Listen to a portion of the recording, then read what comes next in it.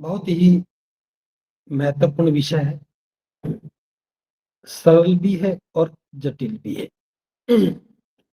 अगर समझ में आ जाए तो विषय बहुत सरल है और अगर समझ में ना आए तो बहुत जटिल है।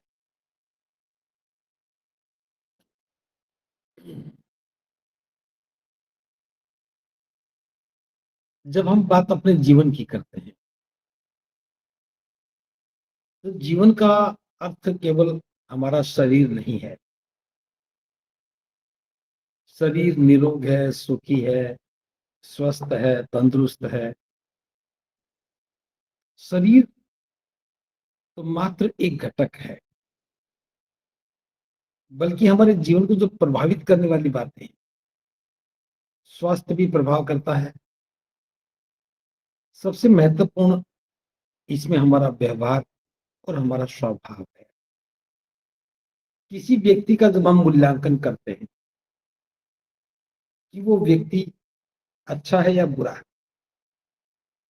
ये कभी भी कोई नहीं कहता कि वह स्वस्थ है, वह बहुत ही सुंदर है। ये चीजें शरीर को प्रदर्शित करती हैं। कोई बलिष्ठ शरीर है, बलशाली है, तो वो उसके शरीर की बनावट को प्रदर्शित करता है। कोई बहुत सुंदर है, ये शरीर की संरचना को इंगित करता है। लेकिन जब हम बात करते हैं श्रेष्ठ जीवन, तो श्रेष्ठ जीवन जो है उसकी श्रेष्ठता की बात करते हैं। किसी व्यक्ति के जीवन की श्रेष्ठता की बात करते हैं तो उसको प्रभावित करने वाले बहुत सारे कारक हैं। लेकिन मुख्य रूप से मैं बात करूं, किसी भी व्यक्ति का व्यक्तित्व उसके स्वभाव और उसके व्यवहार से पहचाना जाता है। जब भी हम पूछते हैं कि कोई कौन व्यक्ति कैसा है, तो प्राय उसका मूल्यांकन स्वभाव और व्यवहार पर ही होता है। चाहे भले ही कोई व्यक्ति स्वभाव के साथ, व्यवहार के साथ उसकी योग्यता की बात भी करे, लेकिन योग्यता भी दो प्रकार की है। एक तो योग्यता का अर्थ है किसी विशेष क्षेत्र में उसके पास महत्वपूर्ण जानकारी होना, लेकिन वो विद्वता की बात है। लेकिन श्रेष्ठता में तो गुण ही आते हैं। तो गुणों की बात जब होती है तो योग्यता जीवन निर्माण में जब सहायक बनती है, तब उसका स्वभाव और व्यवहार दोनों ही बदल जाते हैं, उसका व्यक्तित्व बदल जाता है। यानी कि मैं बात करूं, व्यक्ति का व्यक्तित्व ही है जो ये बताता है कि वो व्यक्ति कैसा है, अच्छा है या बुरा है। अगर कोई व्यक्ति महान बनता है तो महानता में उस व्यक्ति का हम क्या देखते हैं? आपने कभी भी नहीं सुना होगा कि अमुक व्यक्ति महान इसलिए था कि उसकी लंबाई 5 फुट 10 इंच थी, या वो बहुत लंबा था, या बहुत नाटा था, या मध्यम आकार का था, या बहुत ही बलिष्ठ था, बहुत ही कमजोर था। इस शरीर की बनावट, संरचना व्यक्तित्व को प्रभावित तो करती है, लेकिन व्यक्ति की महानता को बिल्कुल भी प्रदर्शित नहीं करती। जब भी महानता की बात आती है तब व्यक्ति के गुणों की चर्चा होती है, और गुण जो है उनका प्रदर्शन स्वभाव और व्यवहार में ही होता है। जैसे मैं बात करूं, किसी व्यक्ति का स्वभाव अच्छा है या बुरा, ये उस व्यक्ति के गुणों पर निर्भर करता है। उदाहरण के लिए, अगर कोई व्यक्ति लोभी है तो स्वाभाविक रूप से वो व्यक्ति स्वार्थी होगा। लोभ उसके मन के अंदर है, स्वभाव उस लोभ का प्रदर्शन मात्र। तो ऐसे ही अगर कोई क्रोधी व्यक्ति है तो वो हिंसक होगा। अगर कोई व्यक्ति दया और करुणावान है तो निश्चित रूप से वह शांत होगा, सौम्य स्वभाव का होगा, उसका व्यवहार भी बहुत सुंदर होगा। यानी कि जो व्यक्तित्व है, वो उसकी पहचान उस व्यक्ति के गुणों से होती है और गुण उसके स्वभाव और व्यवहार में परिलक्षित होते हैं। जैसे कोई व्यक्ति गुणवान है, गुणवान है, साथ में ज्ञानवान भी है। ज्ञानवान है तो वो सदाचार वाला भी है। तो उसमें जो गुण है, गुण कहाँ से प्रभावित हुए, सदाचरण में कहाँ से आए, तो धम्म के प्रभाव से आए। एक व्यक्ति है जो बहुत विद्वान है, ज्ञान के क्षेत्र में बड़ी विद्वता है, लेकिन जब आचरण की बात आती है, सदाचरण की बात आती है, तो वह दुराचारी है, झूठ बोलता है, हिंसा करता है, चोरी करता है, कुछ भी अवगुण उसमें है, तो उसे कभी भी महानता के या श्रेष्ठता के मापदंड में नहीं देखा जा सकता। तो महान व्यक्ति अपने गुणों से बनता है, गुण उसका व्यक्तित्व निर्मित करते हैं, और व्यक्तित्व में प्रभाव जो है स्वभाव का रहता है। और स्वभाव तो एक आंतरिक भाव है। जैसे मेरा मन है, मेरा मन क्या सोचता है, अगर मेरे मन में ईर्ष्या और द्वेष भरा है, तो स्वाभाविक बात है कि मेरा स्वभाव क्रोध को इंगित करेगा। अगर मन में ईर्ष्या है, द्वेष है, नफरत है, तो स्वाभाविक रूप से स्वभाव ईर्ष्यालु हो जाएगा, स्वभाव क्रोधी होगा, स्वभाव क्रोध को प्रदर्शित करेगा। और जो स्वभाव का जो प्रदर्शन है, आचरण है, वो व्यवहार है। अगर अंदर से क्रोध है, तो क्रोध से के परिणाम स्वरूप जो हिंसा करते हैं, वो हिंसक व्यवहार होंगे। क्रोध के परिणाम स्वरूप हम किसी को अपशब्द बोलते हैं, तो क्रोध स्वभाव है, अपशब्द उसका परिणाम है, उसका परिणाम व्यवहार है। तो कोई भी व्यक्ति, चाहे वो महानता के पथ पर आगे बढ़ा है, चाहे वो पतन के पथ पर बढ़ रहा है, दोनों ही में उनका स्वभाव और व्यवहार ही महत्वपूर्ण है। और दोनों का स्वभाव व्यवहार किससे निर्मित हो रहा है, धर्म के प्रभाव से होता है। जैसे व्यक्ति का स्वभाव है, व्यक्ति का स्वभाव उसके व्यक्तित्व में निहित होता है। और व्यक्तित्व किनसे बना है, अगर व्यक्तित्व की बात करें, अच्छे व्यक्तित्व की बात करें, तो स्पष्ट रूप से एक बात नजर आती है कि जरूर वो व्यक्ति नैतिकता वाला होगा। महानता की जब बात आती है, श्रेष्ठता की बात आती है, उच्च स्तर के गुणों की बात आती है, तो सबसे पहला गुण जो है प्रभावित करता है, वो है सदाचार। कोई व्यक्ति नैतिक हुए बिना, सदाचरण हुए बिना श्रेष्ठ नहीं बन सकता। और जो नैतिकता का जो पैमाना है, वह सील से आता है।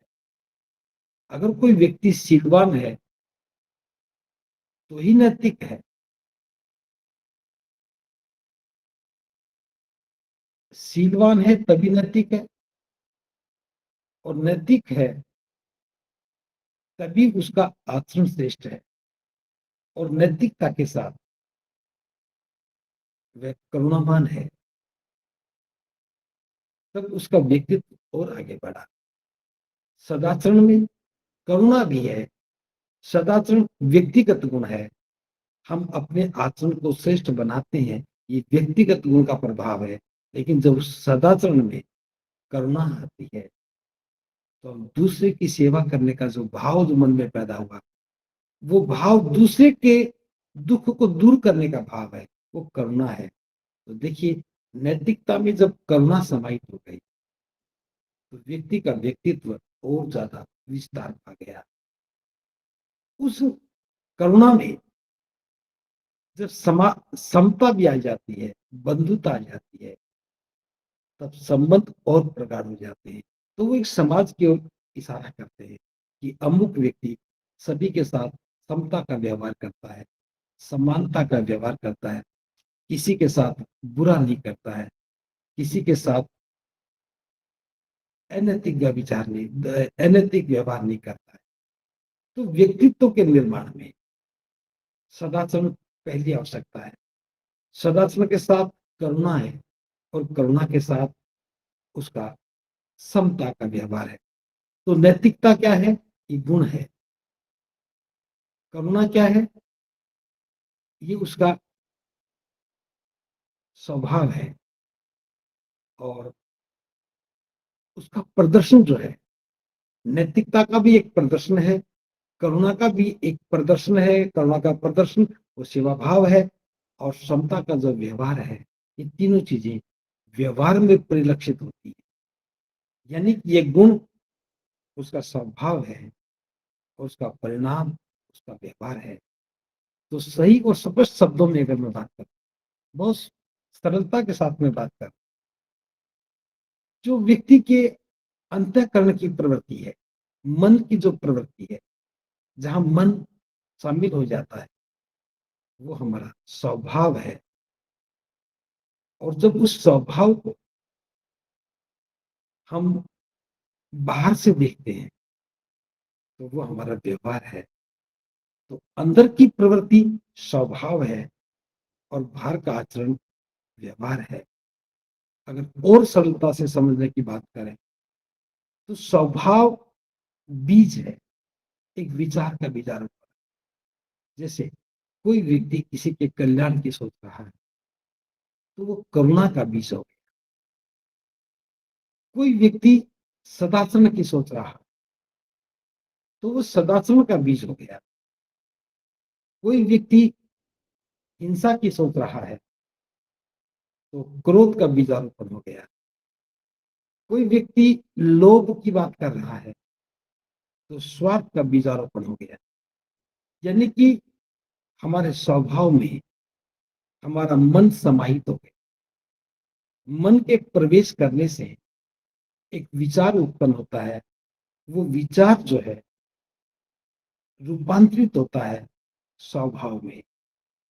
हम कह सकते हैं कि मन के शामिल होने से जो हमारे मन में भाव उत्पन्न होगा, वो भाव बीज है जो स्वभाव के रूप में परिलक्षित होता है।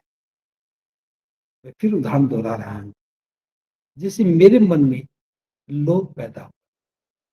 लोभ एक भाव है। उस लोभ ने जब अंकुरण किया, अंकुरित हुआ, तो स्वार्थ की भावना प्रबल हो गई।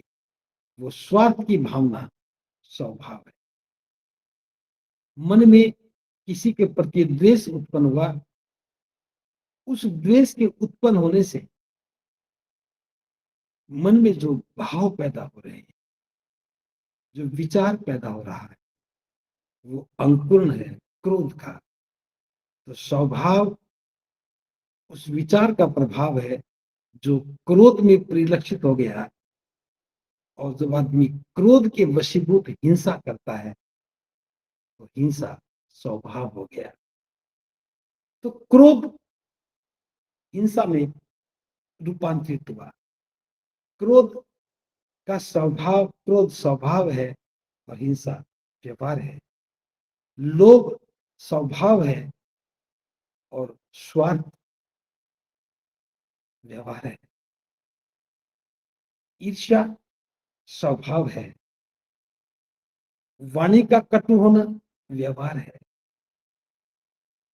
इसको हम इस ढंग से भी समझ सकते हैं, जैसे किसी व्यक्ति का हम मूल्यांकन करते हैं, तो हम देखते हैं कि वो अमुक व्यक्ति बहुत क्रोध कर रहे हैं, अमुक व्यक्ति बड़ा कटु बोलता है, जब भी बोलता है आवेश में आके।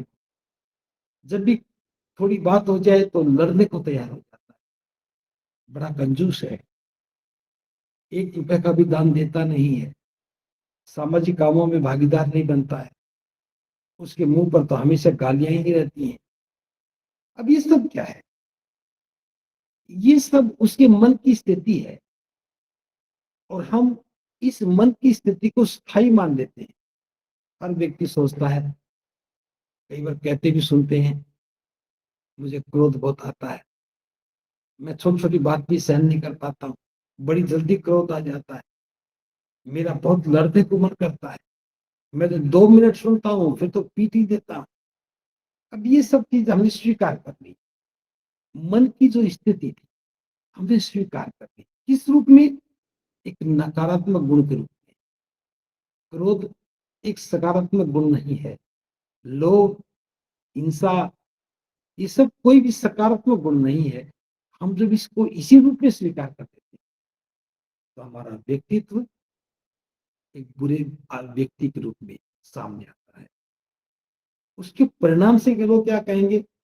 कोई नहीं कहता लोभी व्यक्ति है, लोग कहते हैं ये बड़ा स्वार्थी है, हर व्यक्ति अपने ही स्वार्थ की बात करता है, क्योंकि उसके मन में लोभ समाहित हो गया। उसके मन का जो भाव है वो लोभ की ओर आकर्षित हो रहा है। अब लोभ का जो प्रभाव है वो स्वार्थ में चला गया, और स्वार्थी व्यक्ति अपने ही मित्र को ठग लेता है, अपने मित्र के साथ धोखा करता है, अपने ही सगे संबंधी परिचितों को क्षति पहुंचाता है। लोभ किसमें रूपांतरित हुआ? एक बुरे स्वभाव में, एक बुरे व्यवहार में। इसी प्रकार क्रोध करने वाला व्यक्ति वो इसीलिए प्रतिपल क्रोधित रहता है कि उसके मन में ईर्ष्या द्वेष भरा पड़ा है। वो ईर्ष्या और द्वेष उसे कभी भी अच्छा सोचने की का अवसर ही नहीं देता, और क्रोध लगातार बने रहने से वो हिंसक हो जाता है। हिंसा उसके स्वभाव में निहित हो जाती है। तो हिंसक प्रवृत्ति व्यक्ति के लिए बड़ी घातक होती है। अगर कोई व्यक्ति का मन कल्याण की भावना की ओर प्रेरित हो रहा है, सदाचरण में उसका मन जा रहा है, तो नैतिकता विस्तार पाने लगती है, करुणा की उत्पत्ति होती है, और ये बीज के रूप में है। स्वभाव एक बीज है, और करुणा वाला व्यक्ति दूसरों की सहायता करता है, तो सहायता का भाव हो गया, उसका स्वभाव कैसा हो गया? भाव करुणा का है, स्वभाव करुणा का है, और व्यवहार सेवा का हो गया। तो लोग कहेंगे अमुक व्यक्ति बड़ी सेवा करता है, अमुक व्यक्ति अनंत लोगों के कल्याण का काम करता है। लेकिन उत्पत्ति कहां से हुई? करुणा से हुई। करुणा कहां से आई? मन से आई। और ये मन कहां से बना? धम्म के प्रभाव से बना। जब हम धम्म का आचरण सुनते हैं, जब हम धम्म पर चर्चा करते हैं, जब धम्म को सीखना शुरू करते हैं, तब धम्म के प्रभाव से हमारा जीवन रूपांतरित होता है। जैसे धार्मिक व्यक्ति से अपेक्षा की जाती है कि वो शीलवान होना चाहिए। अब सील क्या है? आप सभी जानते हैं, 5 सील है। 5 सील क्या है? मैं हिंसा नहीं करूंगा, मैं चोरी नहीं करूंगा, मैं दुराचार नहीं करूंगा, मैं अपनी वाणी को असह्य मतलब वाणी से बुरा नहीं कहूंगा, और किसी प्रकार का नशा नहीं करूंगा। अब ये 5 बातें हैं।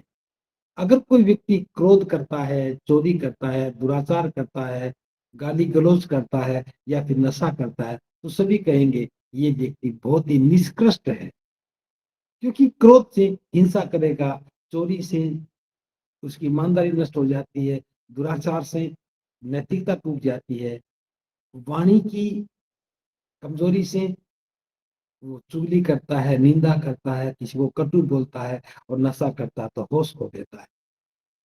लेकिन जब धम्म का प्रभाव प्रवेश करता है, जब व्यक्ति धम्म को अंगीकार करता है, सील को समझने की कोशिश करता है, सील का अभ्यास करता है, तो उस अभ्यास में सबसे पहले क्या बदलता है? उसकी मन की स्थिति बदलती है, और मन की स्थिति बदलती है तो क्रोध उसकी समझ में आता है कि क्रोध व्यक्ति का गुण नहीं है, बल्कि क्रोध व्यक्ति का अवगुण है। तो क्रोध की उत्पत्ति को जब देखता है, क्रोध की उत्पत्ति को देखता है तो समझ में आता है, अरे ये तो निरर्थक है, मैं क्यों इसको इस रूप में देख रहा हूं। जब व्यक्ति अपने ही क्रोध को आते हुए देखता है, अपने ही मन में क्रोध को उत्पन्न होते देखता है, उस क्रोध को देखने के बाद उसे लगता है कि अब वो असहाय हो गया, क्रोध के वशीभूत हो गया। तो किस प्रकार से क्रोध मन में उत्पन्न हुआ और शरीर ने एक्शन लिया और मार पिटाई शुरू हो गई। ऐसे ही ईर्ष्या मन में पैदा हुई, ईर्ष्या मन में पैदा हुई तो चुगली और निंदा शुरू हो गई। ईर्ष्या मन में पैदा हुई तो गाली गलौज शुरू हो गया। ईर्ष्या मन में पैदा हो गई तो किसी के बारे में कटु वचन कहने लगे।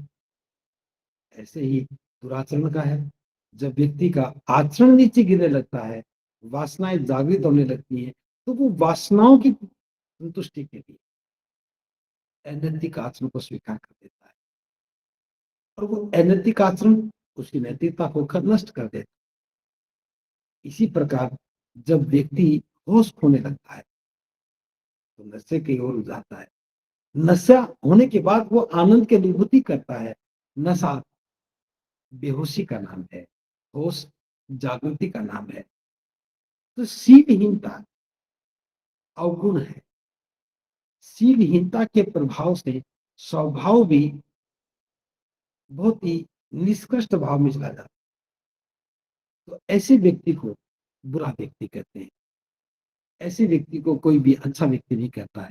ऐसा व्यक्ति कभी भी अनुकरणीय नहीं होता, उसको कोई स्वीकार नहीं करता, उसकी मित्रता स्वीकार्य नहीं है।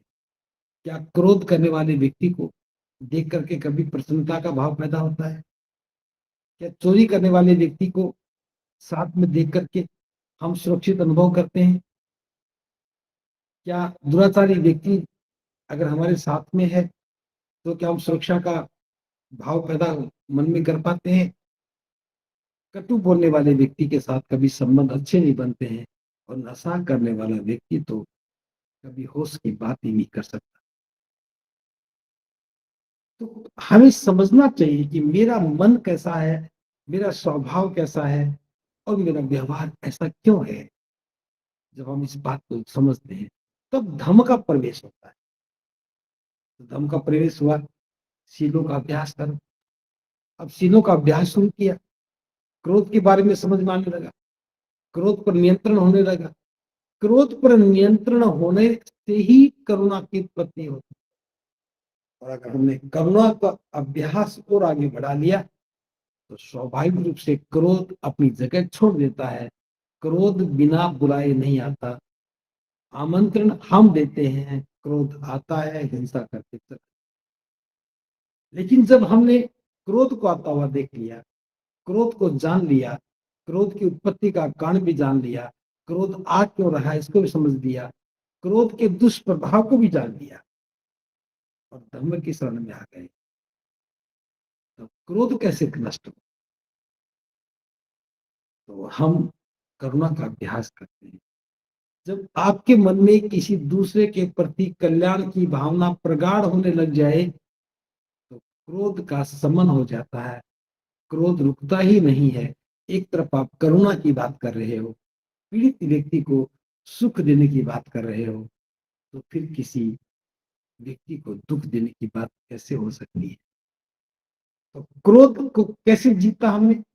धर्म के प्रभाव से, करुणा के व्यवहार से हमने क्रोध को करुणा में बदल दिया। अब जब व्यक्ति चोरी करता है, चोरी मन से है, मन के लोभ से है, लेकिन धर्म के प्रभाव से ईमानदारी का भाव समझ में आने लगता है कि चोरी करने के बाद ईमानदारी नष्ट हो जाती है, लोग विश्वास करना बंद कर देते हैं। जब हम ईमानदारी का अभ्यास करते हैं तो मन में जो चोरी का भाव है वो ठहरता नहीं है, और चोरी का भाव निकल जाता है। अब हमारे मन में ईमानदारी का भाव पैदा हो। जब कभी मन में वासना जागृत होती है और नैतिकता का भाव समझ में आ जाए, सदाचरण की बात समझ में आ जाए कि दुराचरण से जीवन नष्ट होता है, सदाचरण से जीवन श्रेष्ठ बनता है। तो इस भाव में व्यक्ति जब सदाचरण का अभ्यास करता है तो जो शील जो है उसके लिए सुरक्षा कवच का काम करते हैं। अगर परिस्थितियां गिरने की हैं तो भी सदाचरण का भाव उसको गिरने से रोक लेता है। वो कहता नहीं, ये आचरण श्रेष्ठ नहीं है, ये दुराचरण है। और मन सदाचरण की ओर शिफ्ट हो जाता है, सदाचरण की ओर चला जाता है। तो इसी प्रकार जब व्यक्ति करुणा में है, जब व्यक्ति ईमानदारी का अभ्यास करता है, जब व्यक्ति सदाचरण का अभ्यास करता है, तो स्वाभाविक बात है मन में जितने जितने गुण उत्पन्न हो गए उसका प्रभाव वाणी पर हो गया। वाणी में विनम्रता आ गई, चुगलियां बंद हो गई, निंदा बंद हो गई, कटुता बंद हो गई और वाणी मधुर हो गई। और शील के प्रभाव से जब व्यक्ति अपने आप को एक श्रेष्ठता के मापदंडों में देखता है, जीवन के श्रेष्ठ गुणों में देखता है, तो उसे होश जगाए रखना पड़ता है। होश क्या है, जागृति अवस्था क्या है, जब वो इस बात को समझता है तो नशे की ओर कभी रुख नहीं करता है। तो धम्म के अभ्यास से स्वभाव निर्मित हो गया। धम्म का अभ्यास नहीं होने से जो स्वभाव निर्मित हुआ वहां गुण नहीं थे, वहां अवगुण थे। वहां क्रोध था, हिंसा थी, दुराचार था, कटुता थी और नशा था। लेकिन जब धम्म का प्रभाव आया, धम्म के प्रभाव से मन अभ्यस्त हो गया, करुणा में हिंसा खत्म हो गई। मन अभ्यस्त हो गया, ईमानदारी में चोरी खत्म हो गई। मन अभ्यस्त हो गया, सदाचरण में दुराचरण खत्म हो गया। मन अभ्यस्त हो गया मधुरता में, शांति में, तो वाणी में शालीनता आ गई। और जब सजगता का अभ्यास कर रहे हैं तो नशा तो नजदीक भी नहीं आता। तो आप समझ सकते हैं धम्म के प्रभाव से हमारा स्वभाव भी बदला और स्वभाव के बदलने से हमारा व्यवहार भी बदला। अब आप कहेंगे क्या ये इतना आसान है, क्या इतनी आसानी से बदल सकता है? काम मुश्किल नहीं है, मैं समझाने के लिए बात कर रहा हूं। ये मन की प्रवृत्ति है, समझ में आएगी तभी समझ हम अभ्यास करते हैं। जैसे हमारे सामने एक उदाहरण है, एक तरफ देवदत्त है और एक तरफ सिद्धार्थ। देवदत्त का मन क्रोधी है, देवदत्त हिंसक है, देवदत्त घृणा करने वाला है, ईर्ष्या करने वाला है। देवदत्त ने तीर चलाया, उड़ते हुए हंस को मारा। हंस घायल होकर के सिद्धार्थ के सामने गिरा तो सिद्धार्थ ने उसे उठाया। देवदत्त शिकार कर रहा है, वो उसे अपना शिकार मानता है। और वो घायल हंस जब सिद्धार्थ के सामने गिरा तो सिद्धार्थ ने उसका तीर निकाला, मरहम पट्टी की, उसको सीने से लगाया, उसे गर्मी दी और हंस ने सुरक्षा अनुभव की। देवदत्त ढूंढता हुआ आता, देवदत्त कहता है कि ये मेरा शिकार है, ये मेरा है, मैं इसका मालिक हूं। क्योंकि जिसने शिकार किया है शिकार तो उसी का है, शिकारी का है। सिद्धार्थ कहते हैं ये कैसे हो सकता है कि मारने वाला उसका मालिक बन जाए? मैंने हंस का जीवन बताया है, मैंने हंस की मरहम पट्टी की है, मैंने इसको सुरक्षा दी है, हंस मेरा है।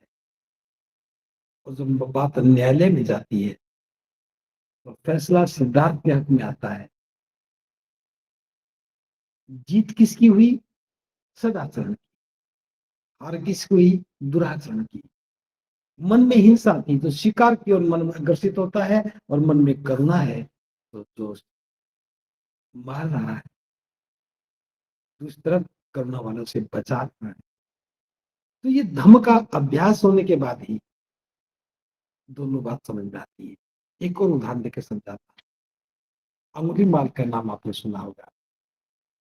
अंगुली माल क्रोध से वशीभूत है, ईर्ष्या में है, मनुष्य को देखते ही उसका क्रोध जाग जाता है और इतना खूंखार हो जाता है कि जिसको देखता है उसकी हत्या करके उसकी अंगुली काट के माला में पिरो लेता है, अंगुली मार हो गया।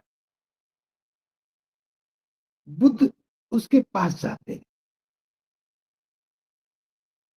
बुद्ध क्या कर रहे हैं? अंगुली मार हिंसा में रत है, बुद्ध करुणा के साथ है। अंगुली मार मारने के लिए दौड़ रहा है, कहता कि ये बुद्ध रुक जा।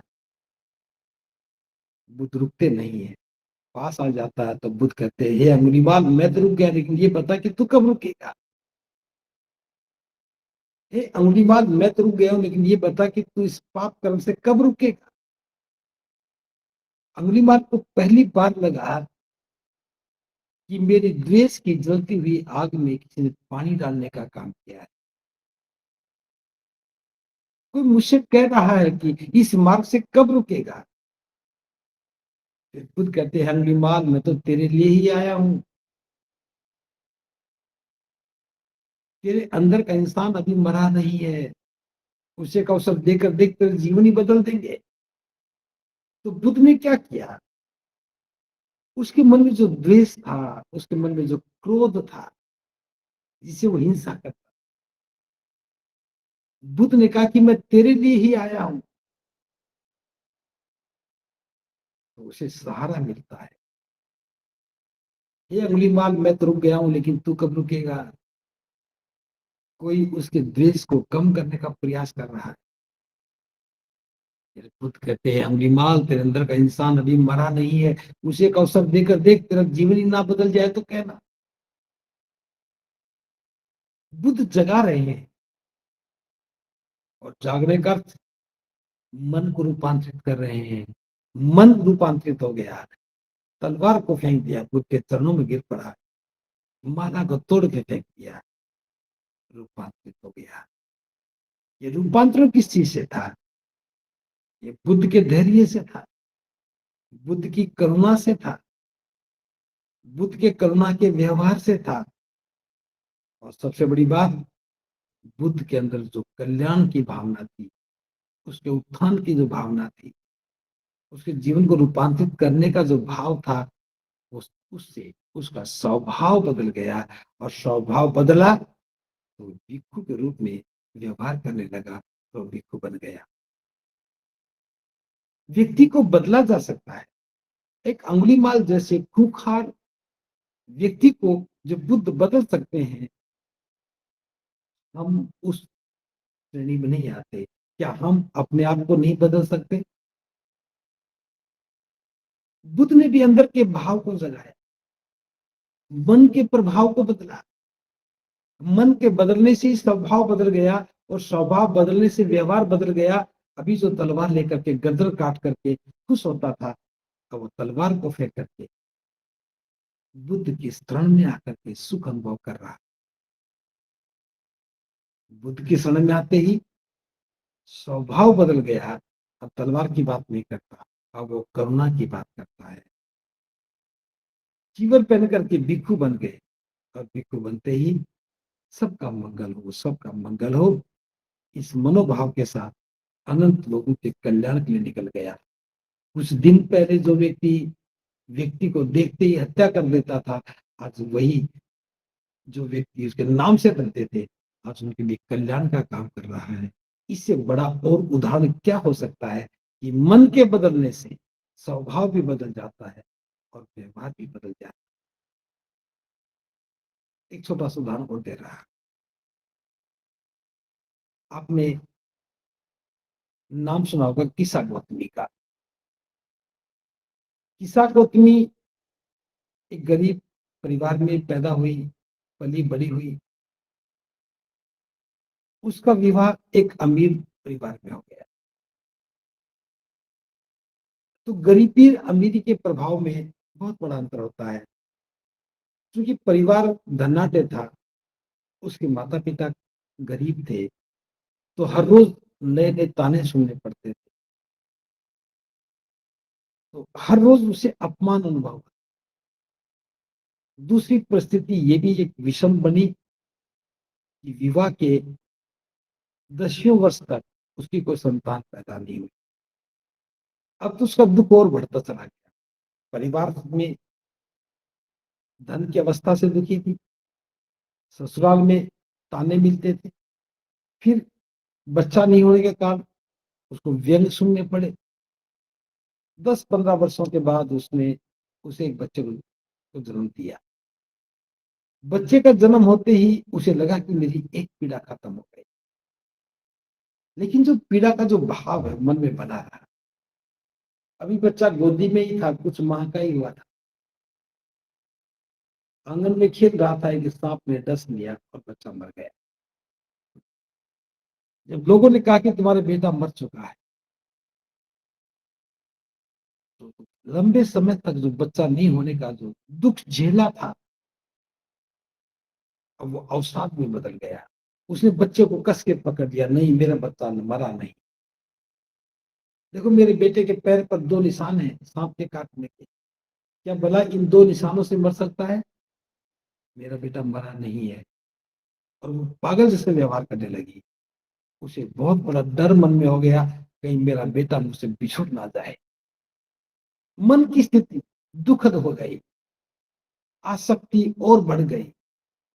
लोग समझाने का प्रयास करते, वो छोड़ने का तैयार नहीं थी। नहीं मेरा बेटा मरा नहीं है। थक हार करके लोग बैठ गए।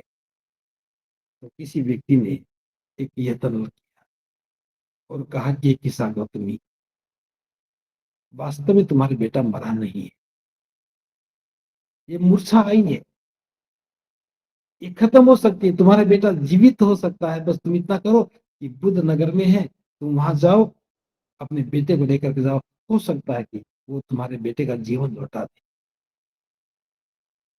अब एक निराशा के भाव में किसी व्यक्ति ने एक आशा का भाव पैदा किया, जाओ बुद्ध के पास जाओ, हो सकता है कि वो तुम्हारे बेटे का जीवन लौटा दे। चारों लोग समझा रहे थे तुम्हारा बेटा मर गया है। एक व्यक्ति ने कहा, हो सकता है बुद्ध आपके बेटे का जीवन लौटा दे। किसा गौतमी बेटे को लेकर के बुद्ध के पास जाती है और कहती, तथागत देखो, मेरे बेटे के पैर पर 2 निशान हैं, इसको सांप ने काट लिया है। लोग कहते हैं तुम्हारा बेटा मर गया, लेकिन मैं कहती हूँ मेरा बेटा मरा नहीं है। मैं पूरी उम्मीद लेके आई हूँ तथागत, आप मेरे बेटे की सांसें लौटा देंगे। बस इसमें सांसें नहीं आ रही है, आप इसकी सांस लौटा देंगे तो मेरा बेटा जीवित हो जाएगा। ये तथागत बड़ी अनुकंपा करो उस पर। प्रहलाद करने लगी। बुद्ध मनोस्थिति को जान गए। ये नहीं कहा कि तुम्हारा बेटा मर गया है। बुद्ध सीधा उत्तर नहीं दे रहे थे। कहा कि किस्सा गौतमी, मैं तुम्हारे बेटे को जीवित कर सकता हूँ, बस एक छोटा सा काम करना होगा। उसकी तो बाहें खिल गई। ये तथागत क्या करना होगा, जल्दी बता। बुद्ध कहते हैं किस्सा गौतमी, नगर में जाओ और किसी भी घर से एक मुट्ठी सरसों ले आओ। सरसों आने के बाद मैं इसी सांसें लौटा दूंगा। किस्सा गौतमी कहा, मैं अभी गई तुरंत लेके आई। चलने लगी तो बुद्ध ने कहा कि किस्सा गौतमी ध्यान से सुनते जाना। सरसों उसी घर से लेकर के आनी है जिसमें अभी कोई कोई व्यक्ति मरा ना हो। कभी किसी उसके घर में कोई व्यक्ति मरा ना हो। उसने कहा, तथागत ये काम बहुत आसान है, मैं आराम से ले आऊंगी। किस्सा गौतमी तेज गति से नगर में गई। पहला घर आया, दरवाजा खटखटाया, ए बहन, मुझे एक मुट्ठी सरसों चाहिए। उसने कहा, बहन सरसों तो मेरे पास बहुत है, लेकिन मुझे ये बता दो तुम्हें एक मुट्ठी सरसों किस लिए चाहिए। उसने कहा कि मेरा बेटा मर गया है, अब तथागत उसकी सांसें लौटा देंगे। तो सरसों देने लगी तो पूछा, क्या तुम्हारे घर में कोई मरा तो नहीं है? उसने कहा, बहन हमारे घर में तो बहुत लोग मरे हैं। तो फिर सरसों नहीं चाहिए? तुम्हारे घर में बहुत लोग मरे तो सरसों नहीं चाहिए, तो ये सरसों काम नहीं करेगी।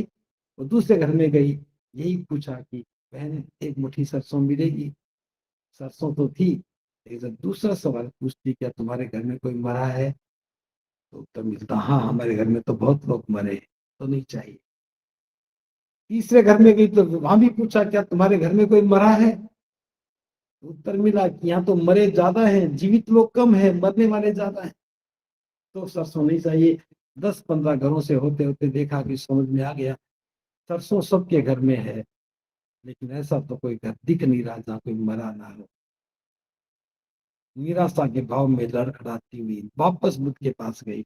हे तथागत, सरसों तो नगर में बहुत है, हर घर में सरसों है, लेकिन एक भी परिवार ऐसा नहीं मिला, एक भी घर ऐसा नहीं मिला जहाँ कोई मरा नहीं हो। तो तथागत ने समझा दिया, किसा गौतमी, यही प्रकृति का सच है। जिसका जन्म है उसकी मृत्यु भी है। कोई अल्प अवस्था में मर जाते हैं, तो कोई युवा अवस्था में मरते हैं, तो कोई बुजुर्ग अवस्था में मरते हैं। मरना सबको है। इस सत्य को स्वीकार कर, अब तुम्हारा बेटा मर चुका है, इसकी सांसें लौट के नहीं आएंगी। उसका मन समझ गया था।